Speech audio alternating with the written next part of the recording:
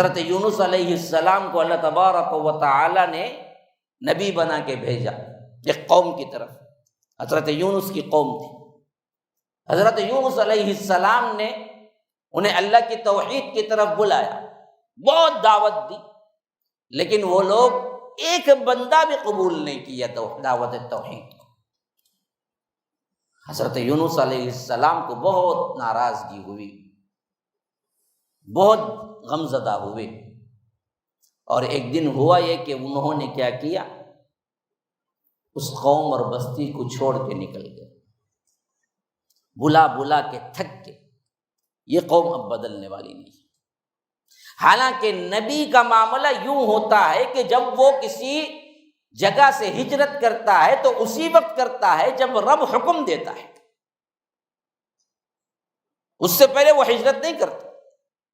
اب اللہ کے حکم کے بغیر ہی نکل گئے، نبی ہیں، نبی، وقت کے نبی۔ اللہ تعالیٰ اسے پیار سے اس واقعے کو ذکر کرتا ہے سورہ انبیاء کے اندر، وَظَنُّونِ إِذْ ذَهَبَ مُغَاضِبًا فَظَنَّ أَن لَّن نَّقْدِرَ عَلَيْهِ فَنَادَىٰ فِي الظُّلُمَاتِ أَن لَّا إِلَٰهَ إِلَّا أَنتَ سُبْحَانَكَ إِنِّي كُنتُ مِنَ الظَّالِمِينَ۔ ذنون، نون کہتے ہیں اصل میں عربی میں مچھلی کو، کیونکہ یہ مچھلی کے پیٹ میں رہے تو اللہ نے انہیں پکارا کہ نون، مچھلی والے۔ اللہ کہتا ہے وَظَنُّونِ إِذْ ذَهَبَ مُغَاضِبًا فَظَنَّ أَن لَّن نَّقْدِرَ عَلَيْهِ، مچھلی والے ایک طرح سے غضب کر کے، ایک طرف سے غصہ ہو کے اللہ کے اذن کے بغیر اپنی بستی سے نکل گئے، اور سمجھا کہ اللہ ان پہ قادر نہیں ہے۔ لیکن اللہ تبارک و تعالی نے بتایا کہ میں قادر مطلق ہوں، اپنے نبی کو چاہوں تو بھی پکڑ لوں۔ اس واسطے وہ ذکر وہاں سے کیے، جب وہاں سے بستی سے نکلے، اللہ تعالیٰ ذکر کرتا ہے تو وہ نکلے بغیر اذن کے۔ اللہ تبارک و تعالیٰ نے فرمایا کہ میں چاہوں تو نبی کو پکڑ لوں۔ ہوا یہ کہ وہ جا رہے تھے، راستے میں سمندر کا سفر آ گیا یا ندی کا، کچھ بھی ہو، کشتی کا سفر تھا، چڑھ گئے، پار کرنا تھا۔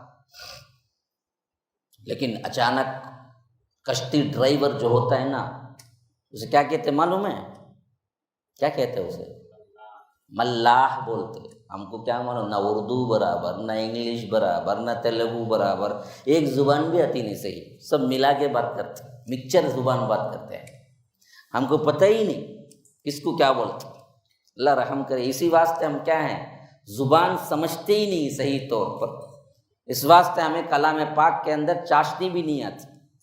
اللہ تبارک و تعالیٰ کے کلام کو پڑھ کے سمجھنے کا ایک اتنا بڑا مزہ ہے، وہ جب پڑھ لیا اور واقعتاً اس کو معلوم ہو گیا نا، کائنات میں اللہ کی قسم کوئی کام نہیں کرے گا سوائے اس کے، کیونکہ ہم کو زبان کا پتہ ہی نہیں ہے نا جی، تو ہم کو کہاں چاشنی آئے گی۔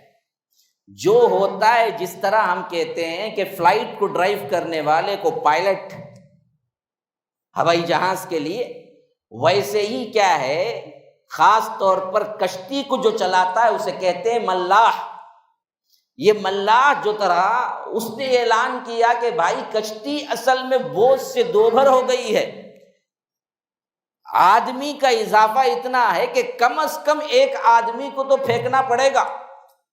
اس زمانے کے رواج کے مطابق یہی تھا، کشتی اگر لوگوں سے بھر جاتی اور ڈوبنے کے قریب ہوتی تو ملا جو کہتا وہ سن لیتے، اور اس نے کہا کہ کسی ایک کو تو نکالنا پڑے گا ورنہ تو پورے لے کے سب کو ڈوب جائے گی۔ کیا کیا جائے؟ اس دور کے مطابق قرع ڈالتے تھے، قرع، اور قرع اسلام میں ابھی بھی جائز ہے۔ ہاں، یہ جو ایک طرفہ چیلنج ہوتا ہے نا وہ بالکل غلط ہے، لیکن قرع جائز ہے۔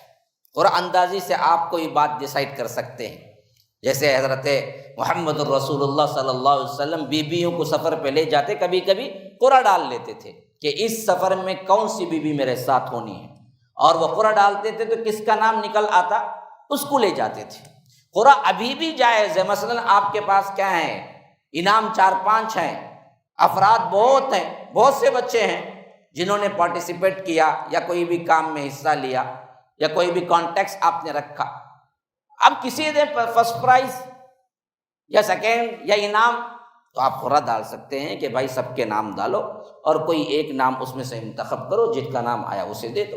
تو انہوں نے قرہ اندازی کی کہ کس کو نکالنا ہے اور کسے سمندر کے حوالے کرنا ہے۔ ایک بار ڈالے، حضرت یونس کا نام نکل آیا، اور وہ لوگ جانتے تھے حضرت یونس کون ہے، قوم جانتی تھی ان کی، تو وہیں سے تو نکل کے آئے تھے۔ وہ لوگ ڈر گئے کہ نہیں بھائی، اتنے عظیم انسان کو تو ہم سمندر کے حوالے نہیں کر سکتے، دوبارہ کرو۔ دوبارہ بھی وہی ہوا، سہبارہ کرو، سہبارہ بھی وہی ہوا۔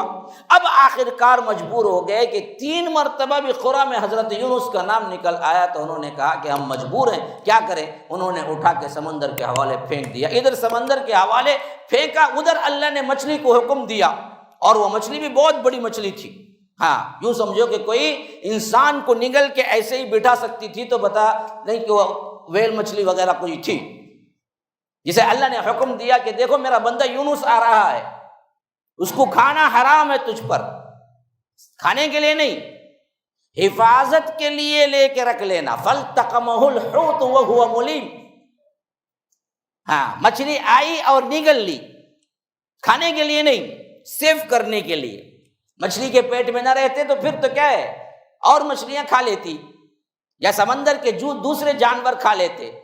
تو اللہ تبارک و تعالیٰ انہیں سیو کرنا چاہا، تو مچھلی کو حکم دیا کہ تو ان کو نگل لینا ہے بحفاظت، بس اتنا کام ہے تیرا۔ تو فَالْتَقَمَهُ الْحُوتُ وَهُوَ مُلِيمٌ، بس وہ مچھلی کے پیٹ میں جا کے رہ گئے۔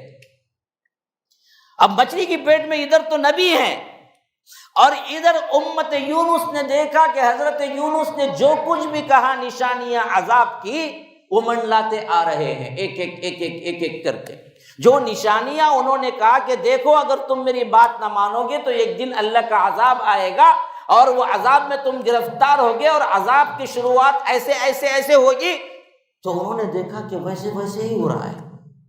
اب بستی کے تمام لوگ اکٹھے ہو گئے، انہوں نے کہا کہ ارے ہم نے تو بہت بڑی غلطی کر دی، حضرت یونس تو سچے تھے، انہوں نے جو کہا جیسے کہا وہی ہو رہا ہے، اور ابھی تھوڑی دیر ہم کریں گے تو شاید وہ عذاب بھی آ جائے جو سب سے بڑا عذاب ہمیں غارت کر کے رکھ دے گا۔ اس سے پہلے کچھ ہو ہم وہ کریں جو حضرت یونس ہم سے اس سے پہلے پوچھتے تھے کہ توبہ کر لو، اللہ کے پاس آ جاؤ، گڑ گڑاؤ، رو، اپنی معافی مانگ لو، شرک سے ہٹ جاؤ۔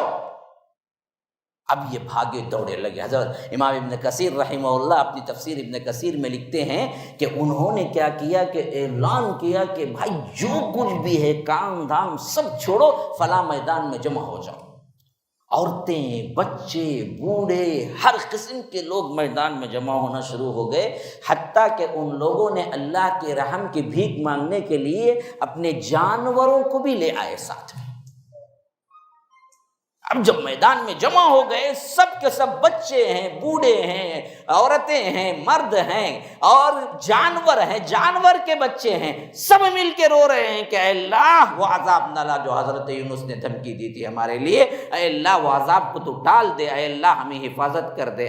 یہ رونا شروع کر دیے یہاں پر۔ ادھر حضرت یونس غصہ ہو کے نکل گئے کہ تم پر عذاب ثابت، اب تمہارے لیے کوئی عذاب ٹالنے والا نہیں ہے، رب کا وعدہ پورا ہوگا، یہ کہہ کے یہاں سے نکل گئے۔ لیکن اللہ کے اذن کے بغیر نکلے تو اللہ نے مچھلی کے پیٹ میں رکھ دیا یونس جیسے نبی کو، لیکن ان گنہگاروں کو اللہ نے بخش دیا جب یہ رونے لگے، گڑ گڑانے لگے کہ اے اللہ مجھے معاف کر دے۔ یہ پورے گنہگار تھے اور سخت ترین مشرک تھے، لیکن جب آ کے رونے لگے، گڑ گڑانے لگے تو اللہ نے معاف کر کے قرآن میں قیامت تک کے لیے یہ واقعہ ثابت کر کے رکھ دیا کہ